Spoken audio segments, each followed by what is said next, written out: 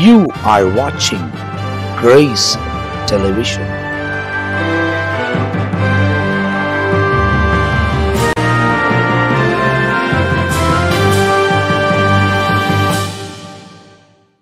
ஆண்டவரும் அருமை இரட்சகராக இயேசு கிறிஸ்துவின் நாமத்தினால் உங்கள் யாவருக்கும் எங்களுடைய அன்பின் வாழ்த்துக்களையும் ஸ்தோத்திரங்களையும் தெரிவித்துக் கொள்கிறோம். தேவனுடைய பெரிதான கிருபையால் சுவிசேஷம் என்ற இன்னொரு பகுதியில் உங்களை சந்திப்பதில் நாங்கள் மிகுந்த மகிழ்ச்சி அடைகிறோம்.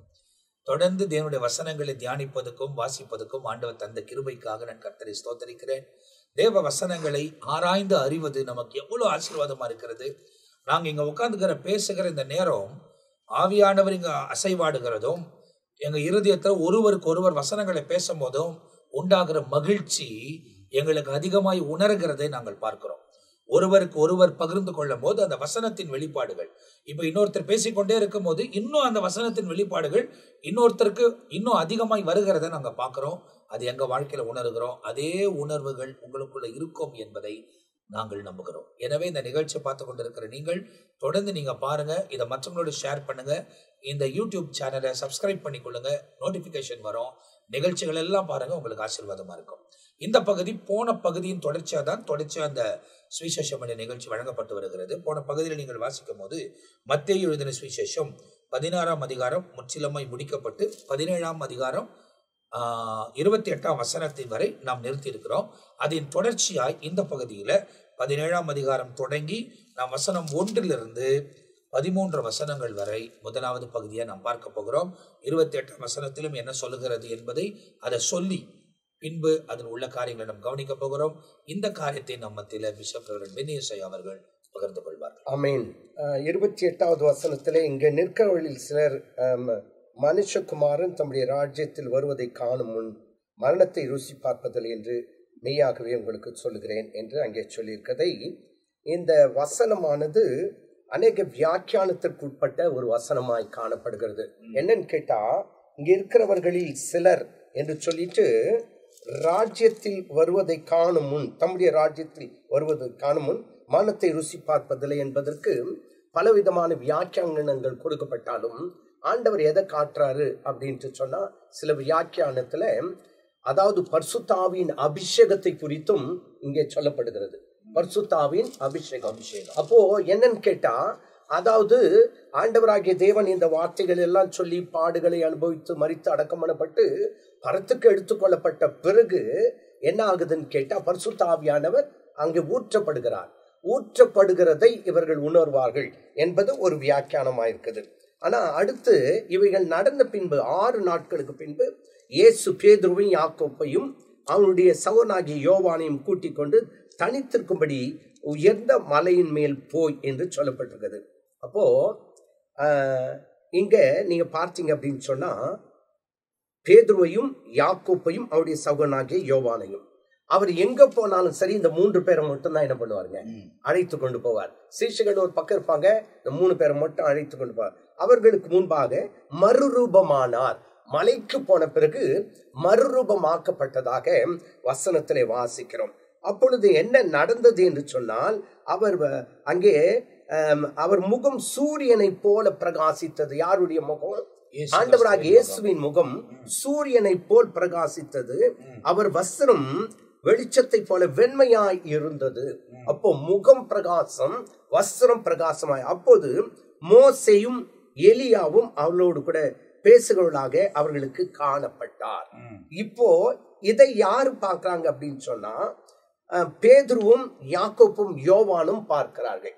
அப்போ அவர் மறுரூபம் அடைந்ததை இவர்கள் பார்க்கிறார்கள். அப்போ என்ன அர்த்தம் அப்படின்னு கேட்டா, ஆண்டவராகிய இயேசு கிறிஸ்துவின் 2ஆம் வருகையில மறுரூபமாக்கப்படுகிறோம் என்பதற்கு இது ஒரு அடையாளமாய் இருக்கிறது. நல்லா புரிஞ்சுக்கணும். அப்போ நாம எல்லாரும் மறுரூபம் அடைய போகிறோம். அதற்கு முன் உதாரணமாய் இங்கே மறுரூப காட்சியை ஆண்டவர் காட்டுகிறதாக பார்க்கிறோம். ஆனாலும் கூட அப்போது பேதுரு இயேசுவை நோக்கி, ஆண்டவரே, நாம் இங்கே இருக்கிறது நல்லது, உமக்கு சித்தமானால் இங்கே உமக்கு ஒரு கூடாரமும் மோசேக்கு ஒரு கூடாரமும் எலியாவுக்கு ஒரு கூடாரமும் 3 கூடாரங்களை போடுவோம் என்றார். அப்போ அங்க இருக்கிறது எத்தனை பேரு? மொத்தம் இயேசு, மோசே, எலியா 3 பேர். இப்போ இவர் சொல்ற ஒரு வார்த்தையை பார்த்தீங்க அப்படின்னு சொன்னா, உமக்கு ஒரு கூடாரமும், அடுத்து மோசேக்கு ஒரு கூடாரமும், எலியாவுக்கு ஒரு கூடாரமும். இப்ப அப்படி இருந்தா நான் யோசிக்கிறேன், உமக்கு ஒரு கூடாரம் அப்படின்னு சொன்னா அந்த கூடாரத்துக்குள்ள நான் வந்துருவேன், உம்முடைய கூடாரத்துல. மோசேயின் கூடாரத்துல யோவான் வந்துருவாரு. அதே நேரத்துல எலியாவுடைய கூடாரத்துல இன்னொருத்தர் இருக்கார் இல்லையா, யாக்கோபு. அப்போ அவங்க 3 கூடாரம் போட்டா நாங்க 3 பேர் என்ன பண்ணலாம், உமக்குள்ள வந்துடலாம், அந்த கூடாரத்துக்குள்ள வந்துடலாம் நினைச்சாரு. தெரியல, 3 கூடாரம் போடுவோம் என்று சொல்கிறது. அவன் பேசுகையில் இதோ ஒளி உள்ள ஒரு மேகம் அவர்கள் மேல் நிழலிட்டது. இவர் என்னுடைய நேசகுமாரர், இவரில் பிரியமாயிருக்கிறேன், இவருக்கு செவி கொடுங்கள். அப்போ அந்த கூடாரத்திற்குள் பிரவேசிக்கணும்னாக்கா அங்க ஒரு போதனை இருக்கு. அது என்ன போதனைன்னு கேட்டா, இவருக்கு செவி கொடுங்கள். அப்போ நாமும் மறுரூபம் அடைய வேண்டும் என்று சொன்னால் அவருடைய வார்த்தைக்கு செவி கொடுக்கிறவர்களாய் இருக்க வேண்டும். அது மட்டுமல்லாதபடிக்கு அங்கே இவருக்கு செவி கொடுங்கள். யோவான் 2வது அதிகாரத்துல சொல்லும்போது மரியாள் மற்றவர்களை பார்த்து இவர் என்ன சொல்றாரோ அதன்படி செய்யுங்க. அப்போ இங்க சொல்லப்பட்டிருக்கிறது என்ன, இவருக்கு செவி கொடுங்கள். இன்றைக்கு நம்முடைய வாழ்க்கையில் கூட மறுரூப அனுபவத்திற்குள்ளே கடந்து செல்ல வேண்டும் என்று சொன்னால் அவருக்கு செவி கொடுத்தால் மாத்திரம்தான் நாம மறுரூப அனுபவத்துக்குள்ளே கடந்து செல்ல முடியும். அது மட்டுமல்லாம இங்க லூக்கா சுவிசேஷம் 16வது அதிகாரம் 16வது வசனத்துல பாருங்க. இப்போ அங்க ஒரு வார்த்தை நம்ம வாசிக்கிறோம். என்னன்னு கேட்டா, மோசேயும் எலியாவும் மறுரூப மலையில் இயேசுவோடு பேசுகிறவர்களாய் காணப்பட்டதாக வசனத்துல வாசம். அப்போ அவங்க என்ன பேசினாங்க? அப்போ இங்க நீங்க பார்த்தீங்கன்னா மோசே என்று சொன்னால் அந்த மோசே நியாய பிரமாணத்திற்கு அடையாளம். அப்ப என்ன செய்யறாரு? லூக்கா சுவிசேஷம் 16வது அதிகாரம் 16வது வசனத்தை சற்றே வாசித்து பார்ப்போம் என்று சொன்னால், இங்க நியாய பிரமாணத்தின் காரியங்களை சொல்லப்பட்டிருக்குது. 16 லூக்கா 16 நியாயப்பிரமாணமும் தீர்க்க தரிசன வாக்கியங்களும் யோவான் வரைக்கும் வழங்கி வந்தது. அது முதல் தேவனுடைய ராஜ்யம் சுவிசேஷமாய் அறிவிக்கப்பட்டு வருகிறது. இப்போ நல்லா புரிஞ்சுக்கணும். அப்போ நியாய பிரமாணத்தை எவ்வளவு காலமா வந்ததா? யோவானுடைய காலக்கு எந்த யோவான் ஸ்நானன், அவருடைய காலம் வரையில் நியாய பிரமாணம் இருந்தது. அப்போ மோசே ஆண்டவரோடு கூட இயேசுவோடு கூட பேசியிருந்தா கட்டாயம் எதை பற்றி தான் பேசியிருக்கணும்? நியாய பிரமாணத்தை பற்றி தான் பேசியிருக்கணும். ஆனால் அடுத்தபடியாக இன்னொரு வசனத்தை வாசித்து பார்ப்போம் என்றால், லூக்கா சுவிசேஷம் 24வது அதிகாரம் 25வது வசனத்தின் படி பார்த்தா மேசியாவின் பாடுகளை பற்றி தீர்க்க தரிசனம் நிறைவேறுகிறது. அப்போ அதை குறித்தும் என்ன பண்ணிருக்கலாம், பேசியிருக்கலாம். லூக்கா சுவிசேஷம் 24, 25, 26, 27 வசனத்தை வாசித்து பார்க்கலாம். அப்பொழுது அவர் அவர்களை நோக்கி, தீர்க்கதரிசிகள் சொன்ன யாவையும் விசுவாசிக்கிறதற்கு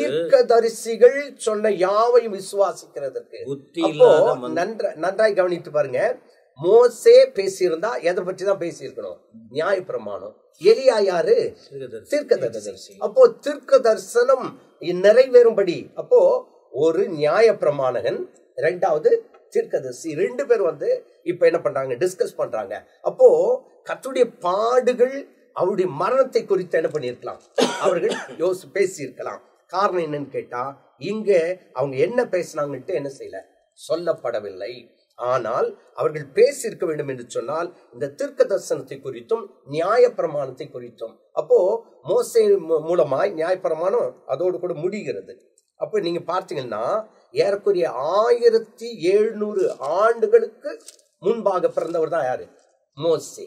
அந்த மோசே 1700 ஆண்டுகளுக்கு பிறகு என்ன பண்றாரு, இங்கே வெளிப்படுகிறதாக பார்க்கிறோம். அது மட்டுமல்லாதபடிக்கு மத்தேயு 17:9 வசனத்தின்படி சரீர உயிர்த்தெழுதல், அதை குறித்து என்ன பண்ணியிருக்கலாம், பேசியிருக்கலாம் என்று சொல்லி சில ஆதாரத்தோடு கூட சரித்திர ஆசிரியர்கள் சொல்றாங்க.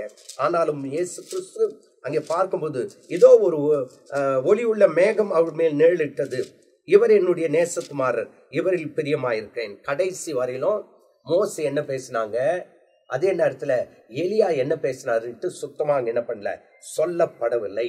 அப்போ நியாயப்பிரமாணத்துக்கு அடையாளம் மோசே, தீர்க்கதரிசனத்துக்கு அடையாளம் அங்கே எலியா என்று சொல்லி பார்க்கிறோம். அது மட்டுமல்லாமல் 10வது வசனம், அவருடைய சீஷர்கள் அவரை நோக்கி, அப்படியானால் எலியா முந்தி வர வேண்டும் என்று வேதப்பார்கள் சொல்லியிருக்கிறார்களே, அது எப்படி என்று கேட்டார்கள். அதற்குரிய சில விளக்கங்களை அவர் சொல்லுகிறதாக வசனத்திலே நாம் வாசிக்கின்றோம். இதுல நாம் கற்றுக்கொள்ள வேண்டிய ஒரே ஒரு பாடம் என்னன்னு கேட்டா, ஆண்டவராக இயேசு கிறிஸ்து எப்படி மறுரூபம் அடைந்தாரோ அதே போல நாம என்ன செய்யப்படும், மறுரூபம் அடைய போகிறோம். அந்த மறுரூபம் அடைவதற்கு நம்மை ஆயத்தப்படுத்திக் கொள்ள வேண்டும். கர்த்தர் நம்மை ஆசீர்வதிப்பார். அப்ப இந்த பகுதியில் உள்ள காரியங்கள் நமக்கு சில காரியங்கள் விவரிக்கப்பட்டிருக்கிறது. இந்த இடத்துல மறுரூபம் மலை என்று சொல்லுவதற்கு காரணம், அந்த மலையின் மேல் ஏறி இயேசு மறுரூபமானார். அதனால மறுரூப மலை என்று ஒரு பெயர் அதுக்கு இருக்கிறது. இப்ப இந்த இடத்துல அவர் மறுரூபமாகிறார். ஒரு பக்கம் மோசே நிற்கிறார், ஒரு பக்கம் எலியா நிற்கிறார். அப்ப மோசே நியாயப்பிரமாணத்தை குறிக்கிறார், எலியா தீர்க்க தரிசன காலங்களை குறிக்கிறார். அப்போ இவங்களை பார்த்த உடனே சீஷருங்க சொல்லிடுறாங்க, உடனே உமக்கு ஒரு கூடாரம், மோசேக்கு ஒரு கூடாரம், எலியாவுக்கு ஒரு கூடாரம் கட்டிடுவோன்றாங்க. ஆனா உடனே பரலோகத்துல இருந்து ஒரு சத்தம் வருகிறது. அந்த சத்தம் சொல்லுகிறது, இவன் என் நேசகுமாரன், நான் இவரில் பிரியாம இருக்கிறேன், இவருக்கு செவி கொடுங்கள். அதாவது அந்த இடத்துல லூக்கா எழுதின சுவிசேஷம் 16:16 லூக்கா எழுதுகிறார், நியாய பிரமாணத்தின் காலம் நிறைவேறியவுன்னா யோவான் வைக்கம் நிறைவேறிடுச்சு, இனிமே இவர் காலம்தான் என்பதை சொல்லப்பட்டிருக்கிறது. அப்ப என்னன்னா, நியாயப்பிரமாண காலம் முடிஞ்சிருச்சு, தீர்க்க தரிசன காலங்கள் முடிஞ்சிருச்சு, இப்போ இவர் சொல்லுகிறதுக்கு நீங்கள் செவி கொடுக்க வேண்டும் என்பதாக அந்த இடத்துல அறிவுறுத்தப்படுகிறது. அதுக்கு பிறகு நீங்கள் தொடர்ந்து பார்ப்பீர்களானால், இந்த தரிசனம்லாம் பெற்று இந்த சம்பவம்லாம் முடிந்த உடனே ஆண்டவர் சீஷர்களை பார்த்து சொல்றார், நாம் மரணத்திலிருந்து உயிரோடு கூட எழும்புகிற வரை இதை நீங்கள் யாருக்கும் சொல்லக்கூடாது என்பது. இதெல்லாம் அதுக்கு பிறகு வந்த வசனங்கள் தான். ஆனா யாருக்கிட்டையும் இந்த காரியத்தை நீங்கள் சொல்லாதீங்க அப்படின்றத அவங்களுக்கு அறிவுறுத்துகிறதை பார்க்கிறோம். அதை தொடர்ந்து இந்த இடத்துல எலியாவின் ஆவியை குறித்து பேசப்படுகிறது. அப்போ எல்லாமே அவங்க என்ன யோசிக்கிறாங்கன்னா, யோவான் ஸ்தானன் எலியாவின் ஆவி. எப்படி யோவான் ஸ்தானன் இயேசு கிறிஸ்துவின் முதலாவது வருகை உலகத்தில் வரும்போது தன் வழியை ஆயத்தப்படுத்த வந்தாரோ, இயேசு கிறிஸ்து 2ஆம் வருகையில் வரும்போது இந்த எலியா வந்து திரும்ப 2ஆம் வருகைக்கான காரியங்களை அவர் ஒழுங்குபடுத்துகிறார். அதுதான் அந்த 2 சாட்சிகள் நாம் வெளிப்படுத்தின விசேஷம் 11ஆம் அதிகாரத்துல பார்க்கிறோம். அப்போ இவைகள் எல்லாம் அந்த ஆவி ஏற்கனவே வந்தாயிற்று. யோவான் ஸ்தானன் மூலியமாய் அதே வைராக்கியமாய் பேசக்கூடிய ஒரு வல்லமையை நாம் பார்க்கிறோம். அப்போ இவைகள் எல்லாம் வேத வசனத்தின் வாயிலாய் நிறைவேறுகிறதை பார்க்கிறோம். அப்படியானால் நம்ம ரொம்ப தெளிவாய் தெரிந்து கொள்ள வேண்டும். அதாவது நியாயப்பிரமாண காலமும் தீர்க்க தரிசன காலமும் நிறைவேற்றினவர் இயேசு. அவர் சொன்ன போதனைகளுக்கு நாம் கீழ்ப்படிந்து நடக்கும் போது நாம் நித்திய வாழ்க்கைக்குள் பிரவேசிக்க முடியும் என்பதை நீங்கள் தெளிவாய் அறிந்து கொள்ள முடியும். இதை தொடர்ந்து ஒரு பிள்ளை, ஒரு ஆண்மகன் சுகமாக்கப்படுகிறது இந்த இடத்துல நாம் பார்க்கிறோம்.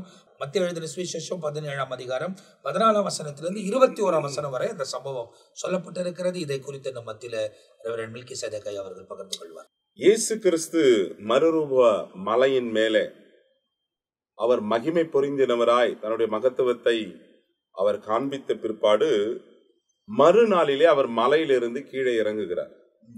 அப்படி வரும்பொழுது ஒரு மனுஷன் இயேசுவுக்கு முன்பாக வந்து முழங்கால் படியிட்டு, ஆண்டவரே என் மகனுக்கு இறங்கும், அவன் சந்திர ரோகியாய் கொடிய வேதனைப்படுகிறான், அடிக்கடி தீயிலும் அடிக்கடி ஜலத்திலும் விழுகிறான், அவனை உம்முடைய சீஷர்களிடத்தில் கொண்டு வந்தேன், அவனை சொஸ்தமாக்க அவர்களால் கூடாமல் போயிற்று என்றார். இங்கே நம்ம பார்க்கும் பொழுது சந்திர ரோகியாய் அப்படின்னா பைத்தியம் பிடித்தவனை போல அவன் பண்ணுகிறான். வலிப்பு, அதாவது பைத்தியம் பிடிச்சவனை போல அவன் பண்ணுவான். அதோடைய தன்மை என்னன்னா, பிசாசு பிடிச்சவன் அவன். பிசாசு 18ஆவது வசனத்துல அவன் பிசாசு பிடித்தவனாயிருந்தான், வலிப்பு வருகிற காரியங்கள் போல அவனுக்கு காணப்படுகிறது. அதனால் அவன் என்ன செய்கிறான், நம்ம லூக்கா 9ஆம் அதிகாரம் 37-43 வசனம் வரைக்கும் நம்ம வாசிக்கப்படும் பொழுது, லூக் சாப்டர் 9 verse 37 to 43 இதே சம்பவம் லூக்கா தெளிவாக எழுதுகிறான். மறுநாளிலே அவர்கள் மலையிலிருந்து இறங்கின பொழுது திரளான ஜனங்கள் அவருக்கு எதிர்கொண்டு வந்தார்கள். அவர்களில் ஒருவன் சத்தமிட்டு, போதகரே, என் மகனை கடாட்சி தருள வேண்டும் என்று உம்மை வேண்டிக் கொள்ளுகிறேன். அவன் எனக்கு ஒரே பிள்ளையாயிருக்கிறான். ஒரு ஆவி அவனை பிடிக்கிறது, அப்பொழுது அலறுகிறான். அது அவனை நுரைத்தள்ள அலைக்கழிக்கிறது. அவனை கசக்கின பின்பு அவனை விட்டு நீங்குவது அரிதா இருக்கிறது. அதை துரத்திவிடும்படி உம்முடைய சீஷர்களை வேண்டிக் கொண்டேன், அவர்களால் கூடாமல் போயிற்று என்றான். இப்போ இந்த இடத்துல இவன் ஆண்டவர்கிட்ட ஒரு ரிக்வெஸ்டும் பண்றான், அதே நேரத்துல ஒரு கம்ப்ளைண்டும் பண்றான். என் மகனை சந்திர ரோகியாய் பிசாசு பிடிச்சிருக்கிறது, ஒரு ஆவி அவனை அலைக்கழிக்கிறது, தண்ணீரிலும் தீயிலும் போய் விழுகிறான், அவரை நீங்க குணமாக்கணும் அப்படின்னு சொல்லி பாருங்க. சீஷர்கிட்ட கொண்டு போறாங்க. சீஷர்களால் அவர்களை அந்த பிசாசு விரட்ட முடியவில்லை. நம்ம மத்தேயு 10ஆம் அதிகாரத்தில் வரும்போது சீஷர்களை வரவழைத்து ஆண்டவர் பிசாசுகளை துரத்தவும் அற்புதங்களை செய்யவும் ஆண்டவர் அவங்களுக்கு அதிகாரம் கொடுத்தாரு. நான் நினைக்கிறேன் ஃபர்ஸ்ட் டைம் அவங்க ட்ரை பண்ணிக்கிறானுங்க, ட்ரை பண்ணிக்கிறானுங்க, முடியல. ஆண்டவர் என்ன சொல்றாருன்னா, விசுவாசத்தினால் நீங்க எவைகளை கேட்பீர்களோ அவைகளை பெற்றுக் கொள்வீர்கள் என்று விசுவாசியுங்கள். இந்த ஜாதி பிசாசு உபவாசத்தினாலும் ஜபத்தினாலும் வழியே வேறு ஒன்றினாலும் போகாதுன்னு ஆண்டவர் சொல்றதுக்கு முன்பதாக ஆண்டவர் ஏற்கனவே அதிகாரத்தை கொடுத்துட்டாரு. இவங்க அதை ட்ரை பண்றானுங்க, முடியல. என்ன விஷயம்னா, ஆண்டவர் இந்த இடத்துல சொல்றாரு பாருங்க, இயேசு பிரதித்திரமாக, விசுவாசம் இல்லாத மாறுபாடு உள்ள சந்ததியே, எதுவரைக்கும் நான் உங்களோடு கூட இருப்பேன், எதுவரைக்கும் உங்களிடத்தில் நான் பொறுமையா இருப்பேன், அவனை இடத்தில் கொண்டு வாருங்கள் என்றார். அப்படின்னா ஓ லிட்டில் ஃபெய்த் என்றாரு. அவிசுவாசம் என்பது சின்ன விசுவாசம் உங்களுக்குள்ள இருக்கிறது. உங்களுக்குள்ள ஏன் விசுவாசம் இல்லாத போச்சு, ஏன் இதை நீங்க செயல் முடியாத போச்சுன்னு சொல்லி அவனை என்னிடத்துல கொண்டு வாருங்கள் என்று சொல்லி இயேசு பிசாசை அதட்டினார். உடனே அது அவனை விட்டு புறப்பட்டு அந்நேரமே அந்த இளைஞன் சொஸ்தமானான். விசுவாசத்தோடு அதட்டினார் ஆண்டவர். அப்பொழுது சீஷர்கள் அவரிடத்தில் தனித்து இதை துரத்திவிட எங்களால் ஏன் கூடாமல் போயிற்று என்று கேட்கிறாங்க. ஏன் ஆண்டவரே, ஏன் எங்களால துரத்த முடியல அப்படின்னு சொல்லி அவங்க இயேசு இடத்துல கேட்டினார். இயேசு அந்த பிசாசை அதட்டினார் என்று சொல்லி வசனம் சொல்லுகிறது. அப்போ சீஷருங்க இதெல்லாம் பார்த்துன்னுக்கிறானுங்க, ஏன் எங்களை துரத்துவதற்கு அதிகாரம் இல்லை? இயேசு ஏற்கனவே 10ஆம் அதிகாரம் 1ஆம் வசனத்துல பிசாசுகளை துரத்தவும் அற்புதங்களை செய்யவும் அவங்களை என்ன பண்ணாரு, கூப்பிட்டு சகல வியாதிகளை குணமாக்கவும் நீக்கவும் அவர்களுக்கு அதிகாரம் கொடுத்துட்டாரு. பட் இவனுங்க என்ன பண்ணல, அந்த அதிகாரத்தை பயன்படுத்தவில்லை. அப்படின்னா அந்த விசுவாசத்தினாலே அவர்கள் இந்த காரியத்தை செய்யவில்லை. விசுவாசத்தினாலே இன்றைக்கு ஆண்டவர் 11ஆம் அதிகாரம் மார்க்குவின் புஸ்தகம் 24ஆம் வசனத்துல ஆண்டவர் சொல்லிட்டார், ஆதலால் நீங்கள் ஜெபம் பண்ணும்பொழுது எவைகளை கேட்டுக்கொள்வீர்களோ அவைகளை பெற்றுக் கொள்வோம் என்று விசுவாசியுங்கள், அப்பொழுது அவைகள் உங்களுக்கு உண்டாயிருக்கும். அப்ப இவங்களுக்கு ஜெபிக்கும் பொழுது ஒரு விசுவாசத்தோடு இவர்கள் செய்யவில்லை. பிசாசை துரத்துவது விசுவாசத்தோடு நாம் செய்ய வேண்டும். விசுவாசத்தினால் தான் நீதிமான் பிழைப்பான் என்று வசனம் சொல்லுகிறது. அந்த தேவன் நமக்கு கொடுத்த வல்லமைகளை பயன்படுத்த வேண்டும். இவங்க தனியா கேட்கிறாங்க, ஏன் முடியல ஆண்டவரே, ஏன் எங்களால ஆகல அப்படின்னு சொல்லி இவங்க இயேசுவிடத்துல கேட்கிறாங்க. அப்போ இயேசு அவர்களை நோக்கி, அதற்கு இயேசு, உங்கள் அவிசுவாசத்தினாலதான், ஒரே வார்த்தையில சொல்லிட்டார், உங்க அவிசுவாசத்தினாலதான், உங்க விசுவாசம் உங்களுக்குள்ள விசுவாசம் இல்லாத காரணத்தினால்தான் இப்படி நடக்குது. இன்னைக்கு நம்முடைய ஊழியங்களில கூட நாம் அநேக காரியங்கள் நம்ம பார்த்திருப்போம். விசுவாசிச்சு நம்ம எந்த காரியத்தை செஞ்சாலும் தேவன் அற்புதங்களை செய்கிறார், பிசாசுகள் ஓடுகிறது, வியாதிகள் குணமாகிறது. அதாவது இன்னைக்கும் செய்ய முடியும். ஒவ்வொரு ஊழியக்காரர்களுக்கு மாத்திரமல்ல, விசுவாசிக்கிற தேவனை விசுவாசிக்கிற ஒவ்வொருத்தருக்கும் கர்த்தர் இந்த வல்லமையை கொடுக்கிறார். நான் சபையில சொல்லுவேன், எங்க சபையில பேய் பிடிச்சுதா நீயே ஓட்டிடணும், பாஸ்ட் கிட்ட கொண்டு வரலாம், பாஸ்ட் ஓட்டுவாரு, ஆனா ஏன் விசுவாசி பிசாசு ஓட்டணும்? ஏன்னா ஆண்டவரே சொல்லிக்கிற, விசுவாசிக்கிறவர்களால் நடக்கும் அடையாளங்கள் ஆவன. நம்ம எல்லாம் ஆண்டவரை தான் விசுவாசிக்கிறோம். ஆண்டவர் அதான் சொல்ற, உங்கள் அவிசுவாசத்தினாலேதான் என்று சொல்லி ஆண்டவர் அவர்களை சற்று சொல்லுகிறார். அப்புறம் பாருங்க, சொல்லும் பொழுது, கடுகளவு விசுவாசம் உங்களுக்குள் இருந்தால் நீங்கள் இந்த மலையை பார்த்து இவ்விடம் விட்டு புறப்பட்டு அப்புறம் போ என்று சொல்ல அது அப்புறம் போகும், உங்களால் கூடாத காரியம் ஒன்றும் இராது என்று மெய்யாகவே உங்களுக்கு சொல்லுகிறேன். அப்ப 2வது கேள்வி சொல்றாரு, இந்த ஜாதி பிசாசு உபவாசத்தினாலும் ஜபத்தினாலும் வேறு ஒன்றினாலும் புறப்பட்டு போகாது அப்படின்னு சொல்லி ஆண்டவர் அவர்களை என்ன பண்றாருன்னா உற்சாகப்படுத்துறார். உபவாசம் இருந்து விசுவாசத்தோடு நீங்க ஜெபம் பண்ணுங்க.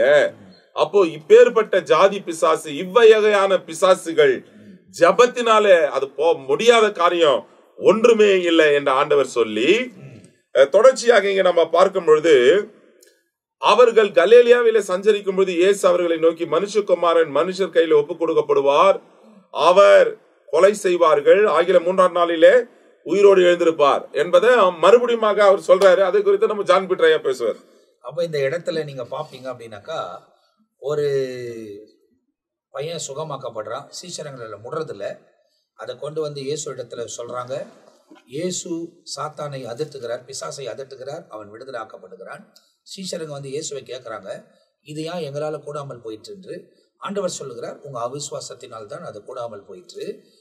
அதனால ஆண்டவர் அடுத்ததும் ஒன்று அவங்களுக்கு சொல்லிக் கொடுக்குறார். அந்த இடத்துல நீங்க பார்த்தீங்கன்னா அடுத்தது என்ன சொல்றாரு அப்படின்னாக்கா, நீங்க விசுவாசத்தோடு கூட மலைகளை பார்த்து பெயர்ந்து போன்னு சொன்னாலும் அது பெயர்ந்து போயிடும், அந்த அதிகாரம் உங்ககிட்ட இருக்குது என்றதை சொல்றாரு. கடைசியா அவங்களுக்கு சொல்லுகிற காரியம் என்ன அப்படின்னா, சில ஜாதி பிசாசுகள், இப்படிப்பட்ட ஜாதி பிசாசுகள் உபவாசத்தினாலும் ஜபத்தினாலும் அன்றி அது போகாது. காரணம் என்ன அப்படின்னா, உபவாசம் என்பது எதை குறிக்கிறது அப்படின்னா, உபவாசம் என்பது நம்முடைய சரீரத்தை கட்டுப்படுத்தி நம்ம ஆவியை கர்த்தருடைய வசனத்துல இந்த உலகத்துல ஆவிக்குரிய வாழ்க்கை வாழ நம்மை அந்த உதவி செய்கிறது. அந்த உபவாசத்தில் இருக்கும் போது நம்முடைய சரீரம் கீழ்ப்படுத்தப்படுகிறது, ஆவி உற்சாகப்படுத்தப்படுகிறது. அப்போ ஒரு ஆவிக்குரிய அனுபவத்தில் இருந்து ஒரு சாத்தானை நாம் கடிந்து கொள்ளும் போது நிச்சயமாய் அந்த விசுவாசத்தோடு கூட நாம் அதை செய்யும் போது அந்த பிசாசு அவர்களை விட்டு விலகுகிறது, அவர்கள் ஆரோக்கியம் பெறுகிறார்கள். அப்ப இந்த சம்பவத்தை இந்த பகுதியில நம்ம முழுமையாய் வாசிக்க கேட்டிருக்கிறோம். அதை தொடர்ந்து 22, 23ஆம் வசனத்துல மீதியான காரியங்கள் இயேசு தன் மரணத்தை குறித்து சொன்னதை சொல்லப்பட்டிருக்கிறது. அதை குறித்து நம்ம மத்தியில ஜான் பீட்டர் அவர்கள் பகிர்ந்து கொள்வார்கள். மத்தேயு 17ஆம் அதிகாரம் 22, 23. அவர்கள் கலிலேயாவில் சஞ்சரிக்கும் போது இயேசு அவர்களை நோக்கி, மனுஷகுமாரன் மனுஷர் கைகளில் ஒப்பு கொடுக்கப்படுவார். 23. அவர்கள் அவரை கொலை செய்வார்கள், ஆகிலும் 3ஆம் நாளிலே உயிர்த்தெழுந்திருப்பார் என்றார். அவர்கள் மிகுந்த துக்கமடைந்தார்கள். இதற்கு முன்பு பிலிப்பு செசரியா என்ற இடத்துக்கு வந்தபோது அவர் வாயை திறந்து கேட்ட கேள்விகளும் அந்த இடத்தில் செய்தியை வெளியே கொண்டு வருகிறார். என்ன, இங்கே சொல்லப்பட்ட இதே கருத்து அங்க சொல்றார். இதை சொன்ன போதுதான் பேதுருக்கு அவர் திட்டு வாங்கி கட்டிக்கிட்டாரு. சில நேரத்துல ரொம்ப கூட அன்பா இருக்கும்போது துடுக்குத்தனமா தெரியாமல பேசுனா நமக்கு மேல பெரியவங்க கடிந்து கொள்வாங்க, சொல்லுவாங்க தான். ஆமா, அதை சிலர் முறுக்கிட்டு ஓடிடுவாங்க. அன்பா இருக்கிறவங்க தாங்கி கொள்ளுவாங்க. பேதுரு ஆண்டவர் மேல அன்பா இருக்கிற மனுஷன். அதுதான் யார் கர்த்தர் கூட யாரு, அதாவது யார் மேல அன்பா இருக்கிறாங்களோ அவங்க சிச்சிக்கிறாருன்னு சொல்லப்பட்டிருக்கு. அதே நேரத்துல கூட இருக்கிறவங்க தான் நல்லா அவங்க கிட்ட தான் பேச முடியும், மனம் விட்டு பேச முடியும். அப்படிப்பட்ட செயல்பாடுகள். சரி, இப்ப அந்த பிலிப்பு செசரியா விட்டு வந்த பிறகு ஒரு மலையின் அனுபவம். அந்த முடிந்த பிறகு அடுத்த ஊரு பேர் சொல்றாரு. அந்த ஊரு பேர் என்ன? கலிலேயா. கலிலேயா பகுதியில தான் ஆண்டவர் இயேசுவினுடைய தலைமையகம் இருந்திருக்கு. அவர் தங்குவதும், ஏன்னா அவர் பிறந்த ஊர் வேற, பிறந்த இடம் வேற, வளர்ந்த ஊரு வேற. இப்போ ஊழியம் செய்யற இடம் தூரம் 100 கிலோமீட்டருக்கு தூரம் அவர் ஃபுல்லா தூரத்துல ஊழியம் செஞ்சுக்கிட்டு இருக்காரு. இப்ப அங்க ஊழியம் செய்யும் போது அந்த இடத்தை ஸ்தாபிச்சு அந்த இடத்துல வச்சுதான் சீஷர்களை அழைத்தாரு. அவங்களுக்கு சத்தியம் கொடுக்கிறாரு. சீஷர்கள்கிட்ட அநேக விஷயங்களை தெளிவுபடுத்தினாலும் அடிக்கடி சொல்ல தொடங்கிட்டாரு. இப்போ எதை தொடங்கினார்? எதற்காக இயேசு கிறிஸ்து வந்தாரோ அவர் வந்த நோக்கம், அதை எப்பவுமே அழைப்பை மறக்க கூடாது. சிலர் தங்களுக்குள்ள இருக்கிற காரியத்தை திரும்ப சொல்லுவாங்க. ஏன்? அதை கேட்கிறவர்களுக்கு கஷ்டமா தெரியும். இது என்னதான்? இப்போ போன வாரம் கூட இதே வார்த்தை தான் கேட்டேன், இந்த வாரம் கூட அதையே பேசுறாரு. அது கேட்கிறவங்களுக்கு இருக்கும். ஏன் இதை தெளிவா சொல்றாங்கன்னா, தான் தன்னுடைய அழைப்பை விட்டு விலகாது இருக்கும்படி. ஒரு மனுஷனுக்குள்ள என்ன இருக்கோ அதுதான் அதிகமா வெளிப்படும். கடைசி வரைக்கும் அந்த அழைப்பில் தான் இருக்கணும். இப்ப இயேசு கிறிஸ்து எங்கிருந்து வந்தார், எதற்கு வந்தார், எங்க போறாருங்கிற காரியத்துல கவனமாய் இருந்தார். அதுல கவனமாய் இருந்ததினால்தான் சுற்றுப்புறங்களில் ஏற்பட்ட எத்தனை சோதனைகள் வந்தாலும் தடம் புரளாமல் தரிசனத்தில் உறுதியாயிருந்தார். இந்த தரிசனத்தை, அந்த விஷயத்தை சொன்ன போது முதல் சொன்னதுனால அவங்களால தாங்க முடியல.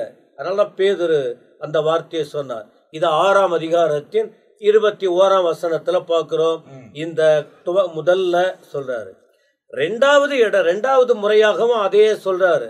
ஒரு சாட்சி நிலைவரப்பட வேண்டுமானால் ஒரு காரியத்தை 2-3 சாட்சியினால், ஒரே முறை சொல்ல மாட்டாங்க. அடுத்த ஒரு முறை இதோட விடலன்னு சொல்ல போறாரு. இப்ப 2வது முறை சொல்றாரு. இங்க நடக்கிற அவர் விஷயம் என்ன?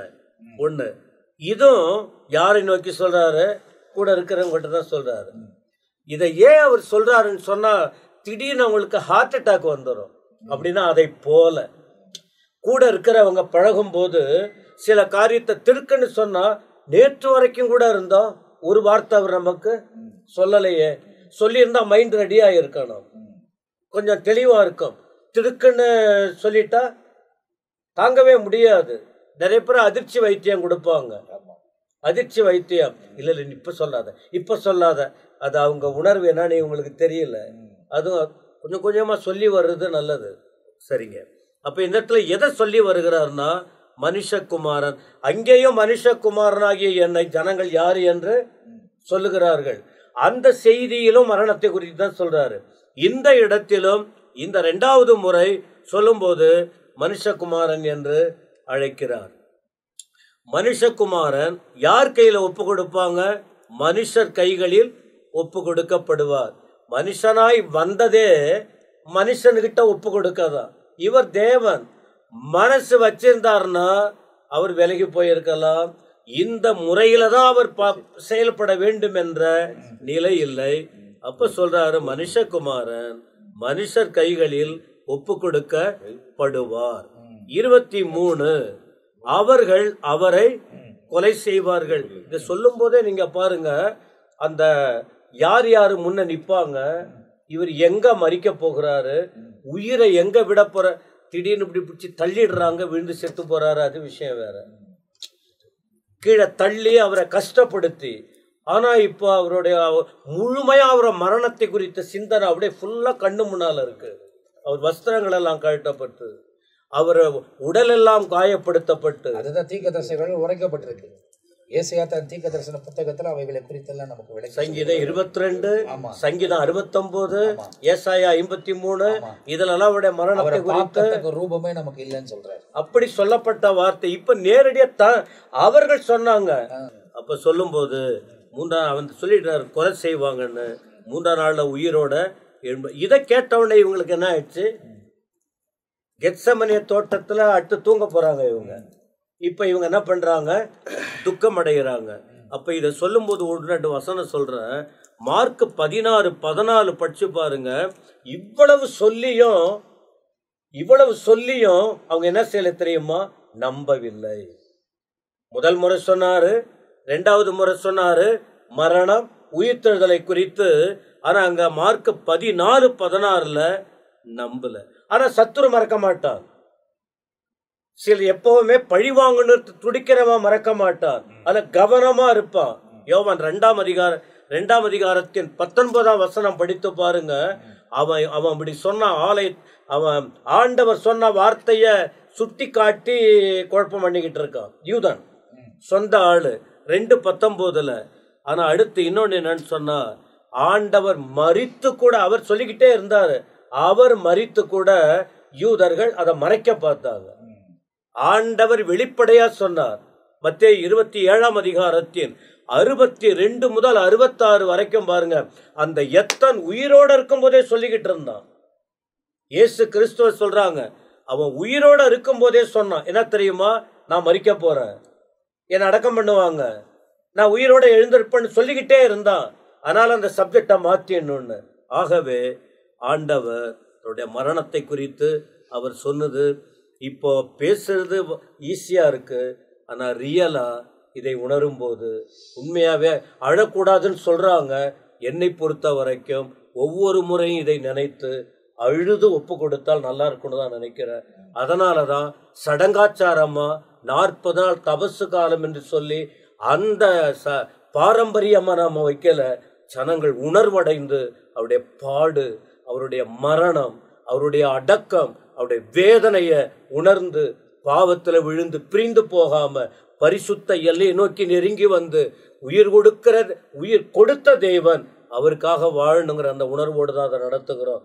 இப்ப நீங்க தியானிக்கிற நீங்களும் இந்த வார்த்தையை கேட்கிற நீங்களும் அவருடைய பாடு மரணங்கள் அறிவிக்கப்பட்டு வருகிறது. அதற்கு நீங்கள் உங்கள் வாழ்க்கையை ஒப்பு கொடுத்து அந்த தெய்வத்துக்காக வாழ வேண்டும் என்று விரும்பி வார்த்தைகளை முடிக்கிறேன். அப்ப இந்த இடத்துல நீங்க பாப்பீங்க அப்படின்னா 2வது முறை அவர் மரணத்தை குறித்து சீஷர்களுக்கு அறிவிக்கிறார். மரணத்தை குறித்து மாத்திரமல்ல, அவர் உயிர்த்தெழுதலை குறித்தும் இங்க சொல்லுகிறார். 1வது முறை அவர் மரணத்தை குறித்து தான் சொல்றார், 2வது முறை உயிர்த்தெழுதலையும் சேர்த்து சொல்லுகிறதை இந்த இடத்துல நாம் பார்க்கிறோம். அப்போ நம்ம ஒவ்வொரு நாளும் இது பாஸ்டர் சொன்ன மாதிரி இந்த தபசு நாட்களில் மாத்திரம் இந்த 40 நாட்கள், இந்த நாட்கள் ஒருவேளை தியானத்திலே நம்ம வந்திருந்தாலும் அந்த நாட்களில் மாத்திரம் இல்லாமல் நம்ம ரோமர் கேலண்டர்ல கொடுக்கப்பட்டிருக்கிற 365 நாளும் இயேசு கிறிஸ்து நமக்காக பிறந்ததும், நமக்காக உலகத்துக்குள் பிதாவின் சித்தத்தை நிறைவேற்றினதும், அவர் மரித்து அடக்கம் பண்ணப்பட்டதும், 3ஆம் நாள் உயிரோடு எழும்பி அதுக்கப்புறமா சீஷர்களை பலப்படுத்தி பரமேறி போயிருக்கிறதையும் சீக்கிரமாய் வரப்போகிறதை குறித்து ஒவ்வொரு நாளும் தியானிக்க வேண்டும். அதுதான் நமக்கு கொடுக்கப்பட்ட ஒரு வாழ்க்கை. அதே நோக்கமாய் கொண்டு இந்த உலகத்தில் போய் பாருங்க, பிதாவின் சித்தத்தையே நிறைவேற்றி பாருங்க. உலகத்தில் உள்ள எல்லா காரியம் உங்களை பின்தொடர்ந்து வரும். உலகத்தில் இருக்கிற காரியத்தை நீங்க பின்பற்றணும்னு அவசியமே இல்லை. பிராக்டிக்கலான அனுபவத்துல சொல்றேன், தேவனோடு கூட நடங்க, ஆண்டவர் உங்க வாழ்க்கையில மேன்மையான காரியங்கள் செய்வார். இப்போ அடுத்தது இதுல ஒரு பகுதி சொல்லப்பட்டிருக்கிறது 24ஆம் வசனத்திலிருந்து 27ஆம் வசனம் வரை. இந்த 17ஆம் அதிகாரம் மத்தேயு எழுதின சுவிசேஷம் அந்த 27ஆம் வசனத்தோடு முடிய போகிறது. இந்த வசனங்களை குறித்து நம் மத்தியில் ஜெயக்குமார் அவர்கள் பகிர்ந்து கொள்ள போகிறார். கர்த்தருடைய நாமம் மகிமைப்படுவதாக. தொடர்ச்சியாக நாம் மத்தேயின் புத்தகத்திலிருந்து நாம் தியானித்துக் கொண்டு வருகிறோம். இந்த நேரத்தில் கூட மத்தேயின் புத்தகம் 17ஆம் அதிகாரம் 24 27 வரை வரி பணத்தை செலுத்தக்கூடியதான ஒரு காரியத்தை மையமாக வைத்து இயேசு வாழ்ந்த நாட்களிலே நடந்த ஒரு காரியத்தை தேவ ஆவியானவர் நமக்கு எழுதி வைத்திருக்கிறார்.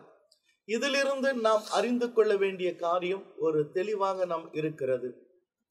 நாம் வேதத்தை பார்க்கும் பொழுது ஆண்டவராகிய இயேசு கிறிஸ்து வாழ்ந்த நாட்களிலே அவர் இருந்ததான நாட்கள் அந்த தேசத்தை, இஸ்ரவேல் தேசத்தை ஆளுகை செய்தவர்கள் ரோமர்கள்.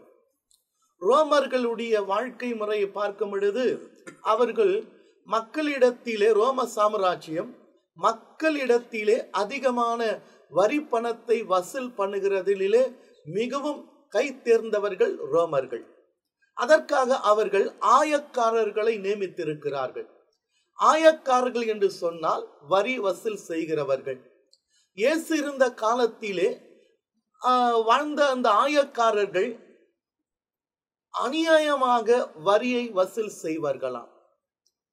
ஏன்னா ஆயக்காரர்கள் யூதர்களுக்கு பிடிக்காத, ஒரு இஸ்ரேல் மக்களுக்கு பிடிக்காதவர்கள் தான் இந்த ஆயக்காரர்கள். காரணம், எதற்கு எடுத்தாலும் வரியை வசூல் செய்து மக்களை நசுக்கிறதான ஒரு காரியத்தில் இந்த ஆயக்காரர்கள் ஈடுபடுவார்கள். அதனால யூதர்களுக்கு, இஸ்ரேல் மக்களுக்கு ஆயக்காரர்களை பார்த்தால் பிடிக்காது.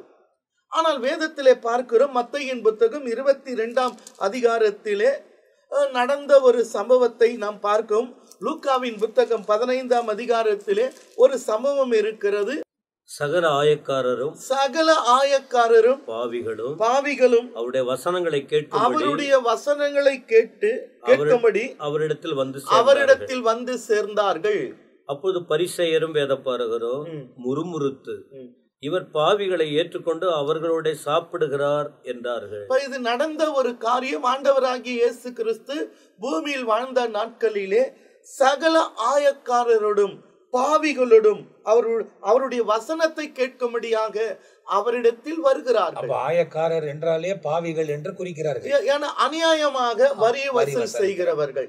பாவிகள் என்றால் சத்தியத்தை அறியாதவர்கள், சத்தியத்தை மீறி நடக்கிறவர்கள்.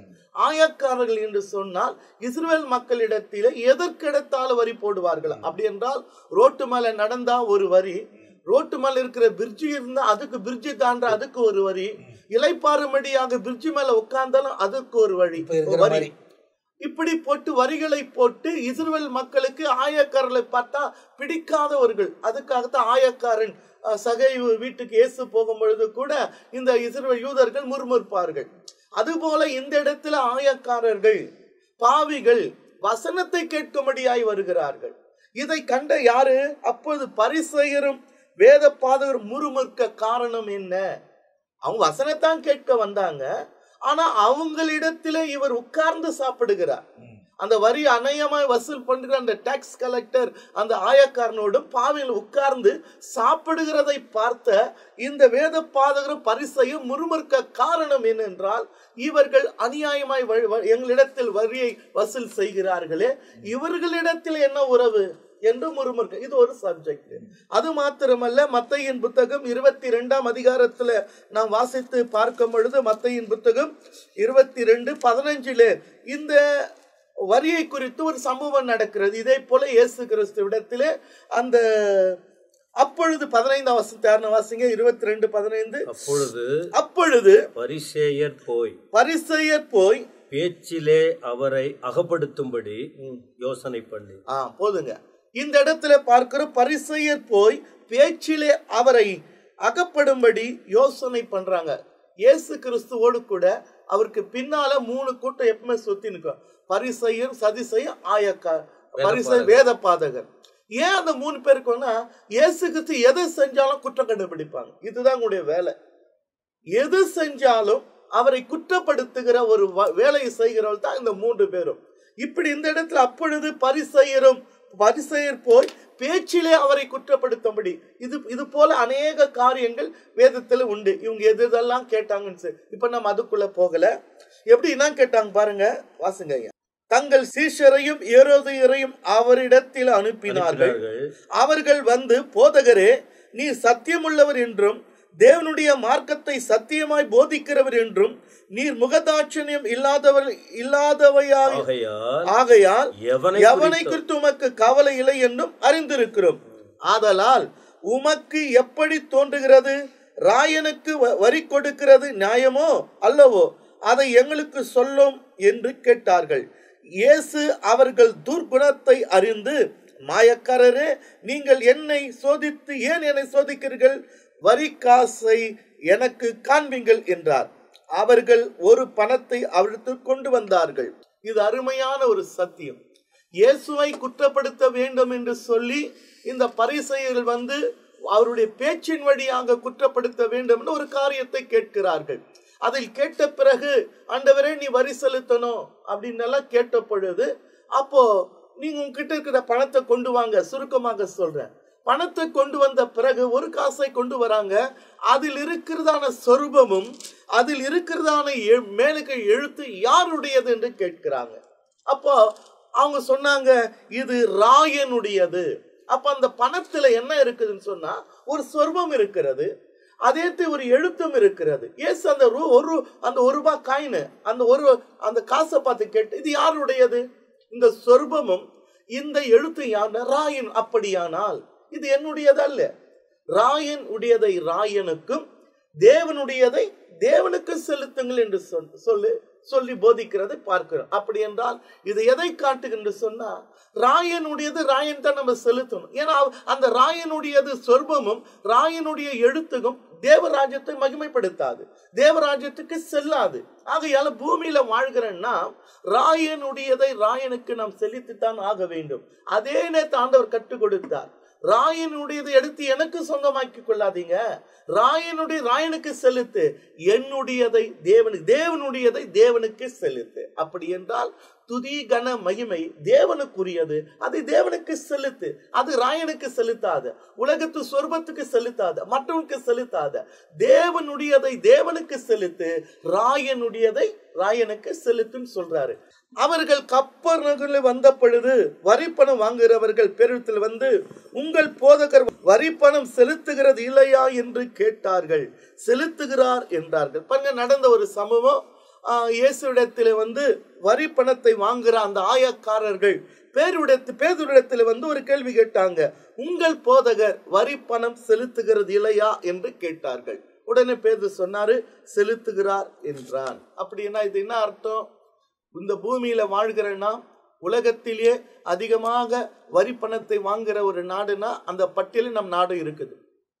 ஒரே ஒரு பொருளுக்கு 5-7 முறை வரி பணத்தை வாங்குகிற அதாவது தன்மையுடைய உதாரணம் சொல்லனாக்கா, இப்போ ஒரு அயன் ஓர் பூமியிலிருந்து வெட்டி எடுப்பதிலிருந்து அதை ஒரு பொருளாக உருவாக்கி அதை மார்க்கெட்டுக்கு வந்து அதை பயன்படுத்தி மறுபடியும் அது ரீசைக்கிள் மெத்தட்ல போய் அது அழுகிற வரைக்கும் 5-7 வரை ஒரே பொருளுக்கு அந்த வரி பணத்தை வசூல் செய்கிறதான தன்மை இருக்குது.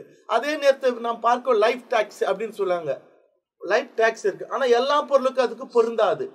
அப்போ இந்த பூமியில வாழ்கிற நாம் வரி பணத்தை செலுத்த வேண்டும் என்றா இயேசு சொல்றாரு. பேதுரு சொல்ல, உங்கள் போதகர் வரி பணத்தை செலுத்துகிறது இல்லையா என்று கேட்டார்கள். செலுத்துகிறார் என்றார். அப்படி என்றால் நாம் ராயனுடையதை ராயனுக்கும் தேவனுடையதை தேவனுக்கு செலுத்தித்தான் ஆகணும். அப்போ இயேசு வந்து கேட்டார் பாருங்க. அவன் வீட்டுக்குள் வந்த பொழுது அவன் பேசுகிறதுக்கு முன்னமே இயேசு அவனை நோக்கி, சீமோனே, உனக்கு எப்படி தோன்றுகிறது? பூமியின் ராஜாக்கள் தீர்வையும் வரியும் தங்கள் பிள்ளைகளிடத்திலோ அந்நியரிடத்திலோ யாரிடத்தில் வாங்குகிறாள் என்று கேட்டார். அதற்கு பேதுரு, அந்நியன் இடத்தில் வாங்குகிறாள் என்றார். இயேசு அவனை நோக்கி, அப்படியானால் பிள்ளைகள் அதை செலுத்த வேண்டியது இல்லையே. அப்போ உடனே சொல்றார், ஆகிலும் நாம் அவர்களுக்கு இடர் இராதபடிக்கு நீ கடலுக்கு போய் தூண்டில் போட்டு முதலாவது அகப்படுகிற மீனை பிடித்து அதன் வாயை திறந்து பார். ஒரு வெள்ளி பணத்தை காண்பாய். அதை எடுத்து எனக்காகவும் உனக்காகவும் அவர்களிடத்தில் கொடு என்றார். இது நாம் கற்றுக்கொள்ள வேண்டிய காரியம். இடர்ல உண்டாக்க கூடாது. மற்றவங்களுக்கு நாம் என்ன இருக்க கூடாது, நான் செலுத்த மாட்டேன்னு சொல்ல முடியாது. ஏன்னா நாம் வாழ்கிற நாடு முன்னேற்றம் அடைய வேண்டுமானால் ரெஜிஸ்ட்ரேஷன் ஃபீஸ் இருந்துச்சுன்னா நம்ம போய் கட்டிடணும். மற்றவங்க இடர்ல இருக்க கூடாது. மக்களிடத்துல பணத்தை வசூல் செய்து நாட்டினுடைய முன்னேற்றத்துக்காக செலவு செய்கிறார்கள். அதே நேரத்தில் அநியாயமாக வாங்குவதும் தவறு. உட்கார்ந்த வரி, சாப்பிட்ற இட்லி கூட வரியெல்லாம் போட்டு மக்களை நசுக்குவது தேவையில்லாத ஒரு காரியம். ஆடம்பரமான வாழ்க்கைக்கு வாழ்கிறதுக்கு வரி போட்டு நம்ம கேட்டு வாங்கலாம். அன்றாட பிழைப்புக்காக சாப்பிடுகிற மக்கள் சாப்பிடுகிற உணவிலே வரியை போட்டு மக்களை நசுக்கிற காரியம் தேவையில்லாது. அதே நேரத்தில் இப்ப லேட்டஸ்டா பாக்குறோம், மெடிக்கல் லைன்ல கூட ஆபரேஷன் எதுக்குன்னு ஆபரேஷன் செய்யறோம், உயிரை காப்பாற்றும்படியாக தான் ஹாஸ்பிட்டலுக்கு போறோம். அதுக்கும் வரி என்றால் அது வந்து அநியாயமான வரிகள். உணவு சாப்பிடுற ஒரு இட்லிக்கு கூட ஒரு வரின்னு சொன்னா அப்ப எதுதான் மக்களுக்கு உரிமை இருக்குது? ஆகையால வரி பணம் செலுத்தணும். ஒரு பொருளை வாங்கணும், நிச்சயம் செலுத்தணும். ஒரு பொருளை வாங்குவதற்கு விற்குவதற்கு வரி, ஏன்னா வரி இல்லைனாக்கா நாடு முன்னேற்றம் அடையாது. அதே நேரத்தில் உயிரை காக்கிறதான அந்த ஹாஸ்பிட்டல்களை வரியை நீக்கலாக்கலாம். எதுக்கும் இலவசம் சொல்றாங்க, இதுல இலவசம் கொடுக்கலாமே. சாப்பிட்ற உணவுக்கு இலவசம் கொடுக்கலாமே. உயிரை காக்கிற அந்த ஆபரேஷனுக்கும் ட்ரீட்மெண்ட்டுக்கு இலவசம் கொடுக்கலாமே. மக்கள் வாழ்வாதாரம் தானே. ஆனா ஆடம்பரமான ஒரு கார், விலையேறப்பட்ட கார் வாங்கினா வரி போடு, தப்பு இல்லை. விலை உயர்ந்த பொருளை வாங்கினா போடு.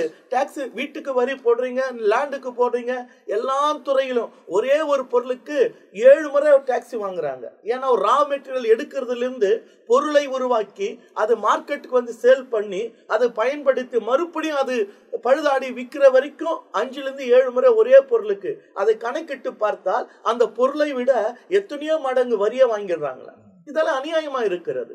உலகத்துல அதிகமாக வரி வாங்குற நாடு இந்தியா பட்டியல் நான் சொல்ல, பேப்பர்ல சொல்லுது. ஏன் நம்மளுக்கும் தெரியும், ஏன்னா நியூஸ் பாக்குறோம், பேப்பரை பாக்குறோம், அநேக அறிஞர்கள் சொல்லுகிறார்கள். ஆகையால வரி செலுத்தணும். இல்லை என்று தேவ பிள்ளைகள் வரி செலுத்தணும். இயேசுவே வரியை செலுத்தி இருக்கிறார். நாம் கற்றுக்கொள்ள வேண்டியது, தேவ பிள்ளைகள் வரியை செலுத்தணும். அதே நாடு ஆளுகை செய்கிறவர்கள் எதிலெல்லாம் மக்களுக்கு வரியிலிருந்து விலக்கு கொடுக்க வேண்டுமோ விலக்கு கொடுத்தால் மக்கள் மேன்மையாக வாழ்வதற்கு, சமாதானமாய் வாழ்வதற்கு ஏற்றதாக இருக்கும். அப்ப இந்த பகுதியில பாத்தீங்கன்னா டாக்ஸ் கட்டுறீங்களான்னு கேட்கறாங்க. டாக்ஸ் கட்டுறதை குறித்து பேசப்படுகிறது. பேருந்து கட்டுகிறோன்னு சொல்றாரு. அதுக்கு பிறகு பிள்ளைகள் கிட்ட எப்படி நீங்க வாங்கலாம் அப்படின்னு கேட்கறாங்க. அதுக்கு பிறகு நீங்க பாத்தீங்கன்னாக்கா, சரி அவங்களுக்கு இடர்ல இருக்கிறது வேணாம், நீ போய் கடலில் தூண்டி போடு, ஒரு மீன் மாட்டோம், அதில் முதல் மீனில் அது வாயில் ஒரு வெள்ளி காசு இருக்கும், அது கொண்டு வந்து உனக்கும் எனக்கும் டேக்ஸ் கட்டிடுன்றாரு. அந்த நியமத்தை அவர் கை கொண்டார் என்பதை வேதத்தில் எழுதப்பட்டிருக்கிறது. அப்போது இந்த இடத்துல டேக்ஸ் கட்ட வேண்டிய இடத்துல நாம் கட்டணும் அப்படின்றத நமக்கு சொல்லப்பட்டிருக்கிறது. அதனால் இப்போது அந்த ரோமர் ஆட்சியில் இருந்த அதே அந்த டேக்ஸ் போலவே, அந்த வரி போலவே இப்போ நம்ம தேசத்தின் காரியங்கள் நடந்து கொண்டிருக்கிறத நாம் பார்க்கிறோம். எல்லாவற்றுக்கும் டேக்ஸ். அப்போது அன்னைக்கு யூதர்கள் ஏன் ரோமர் ஆட்சியை தூக்கி எறிய வேண்டும் என்று யோசித்தார்கள், ஆனால் இந்த டேக்ஸ் தான். அப்போ இன்னைக்கு அதே தான் நம்ம வாழுகிற காலத்தில் நடந்து கொண்டிருக்கிறது. அப்போ அந்த நாட்களிலே இயேசு அவர்களை ஒருவேளை அதிலிருந்து தப்பிக்காமல் முழு உலகத்துக்கு ரட்சிப்பை கொடுக்க ஆட்டுக்குட்டி அவர்கள் உள்ள பிரவேசித்திருக்கலாம். ஆனால் இப்போ இந்த வருகையில் வரப்போகிறவர் ராஜாதி ராஜாவை வெளிப்பட போகிறார். நிச்சயமா இதிலிருந்து நமக்கு ஒரு பெரிய விடுதலை கொடுத்து 1000 வருஷ அரசாட்சியில் அவரோடு கூட எந்த சேதமும் இல்லாமல் அவரோடு கூட இணைந்து வாழ்வதற்கு தேவன் உதவி செய்ய போகிறார். அப்போ இந்த பகுதியில் இந்த டாக்ஸை குறித்து நாம் பார்த்துருக்கிறோம். அடுத்தது 18ஆம் அதிகாரத்துக்கு நாம் கடந்து போகிறோம். அந்த இடத்துல ஏராளமான காரியங்களை நமக்கு போதிக்க இருக்கிறது. எனவே இந்த பகுதியை பார்க்கிற நீங்கள் அடுத்த பகுதியும் பாருங்கள். இதுக்கு முந்தி போடப்பட்டிருக்கிற பகுதிகள் எல்லாம் பாருங்கள். வசனத்தை கற்றுக்கொள்ளுங்கள், வசனத்துக்கு ஏற்ற மாதிரி உங்கள் வாழ்க்கை அர்ப்பணித்துக் கொள்ளுங்கள், வசனத்தில் உங்களை உருவாக்கி கொள்ளுங்கள். வசனமானவர் வெளிப்படும் போது வசனத்தில் வாழக்கூடியவர்கள் அவரோடு கூட இணைக்கப்பட போகிறார்கள். எனவே தேவனுக்கு ஏற்ற ஒரு வாழ்க்கை இந்த உலகத்தில் வாழ நம்மை அர்ப்பணிப்போம். மீதியான காரியங்களை அடுத்த எபிசோட்ல பார்ப்போம். அது வரைக்கும் உங்கள்கிட்ட விடைபெறுகிறோம். கர்த்தர் உங்களை ஆசீர்வதிப்பாராக. ஆமென். ஆமென்.